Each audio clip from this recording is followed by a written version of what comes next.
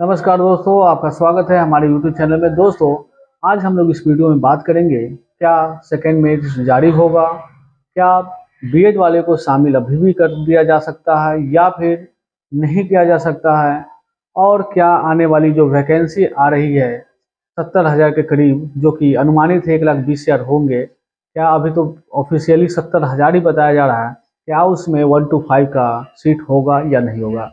चलिए, सभी मुद्दों पर आज हम लोग इस वीडियो में चर्चा करेंगे। तो दोस्तों, बीएड पर पहले हम लोग बात करेंगे। बीएड का अब जो है चांस 0% रहा दोस्तों, क्योंकि अब बीएड को अब चांस नहीं मिल सकता है, क्योंकि अब जो भी है, जो भी नियुक्ति पत्र की प्रक्रिया थी, समापन हो गया।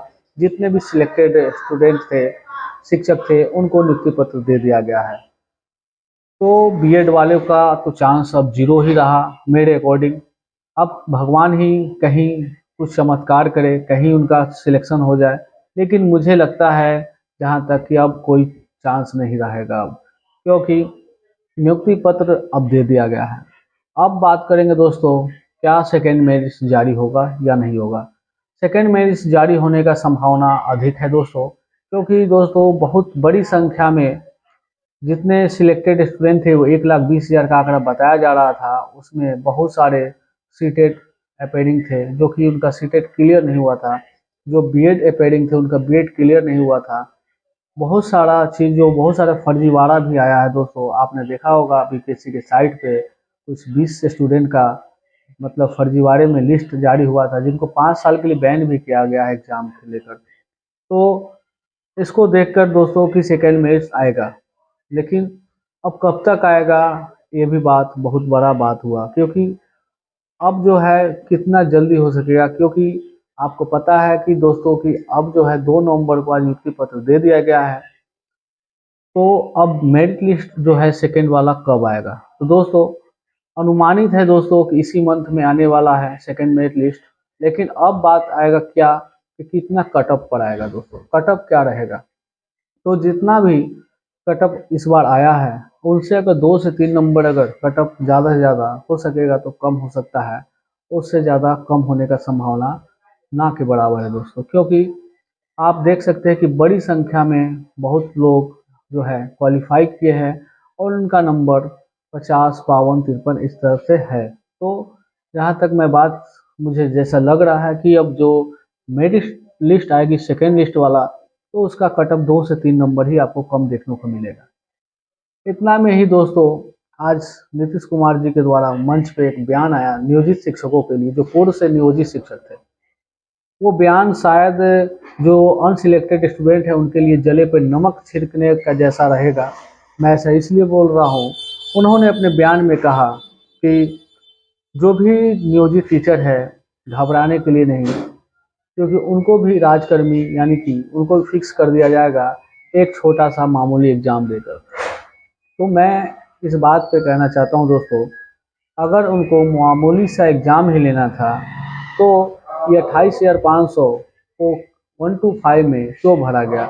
अगर वो 28,500 को नहीं होता, उनको मामूली सी एग्ज़ाम देकर उनको नियोजित शिक्षक को आप राज्यकर्मी का दर्जा दे दिए रहते, तो आज कटअप आज इतना हाई नहीं जाता। अगर उनको अगर अभी भी देना है, अगर ऐसा वो बयान किए हैं तो वो करेंगे ही, तो उनको 28,500 को उनको डायरेक्टली उनको यहाँ जो इस वाली बहाली है उनसे हटाना चाहिए।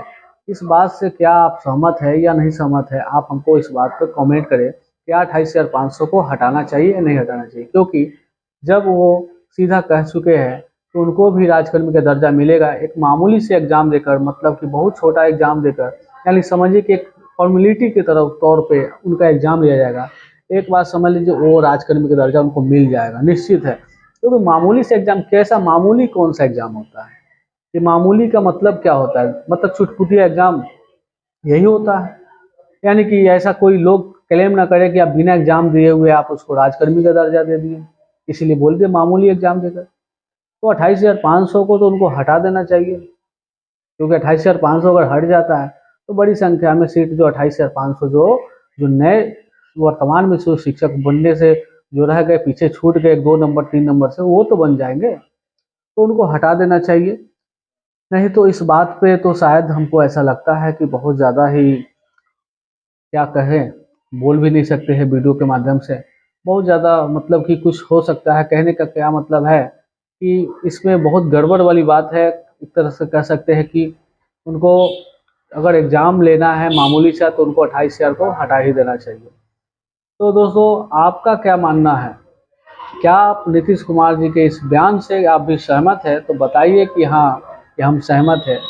अगर सहमत है तो उनको कहिए आप अपने कमेंट के द्वारा कि वो 28,500 को भी आप डायरेक्ट मामूली से एग्ज़ाम लेकर के आओ, तो एग्ज़ाम देकर उनको डायरेक्ट एग्ज़ाम उनको नियोजित शिक्षक बना ही दिए हैं। यानी नियोजित शिक्षक यानी बोले राजकर्मी तो बना ही दिए हैं, लेकिन 28,500 का आप इस साइड कर दीजिए इससे। तो जितने भी 2-3 नंबर से जो छूटे हुए हैं वो ज़रूर इस बहाली में आ जाएंगे।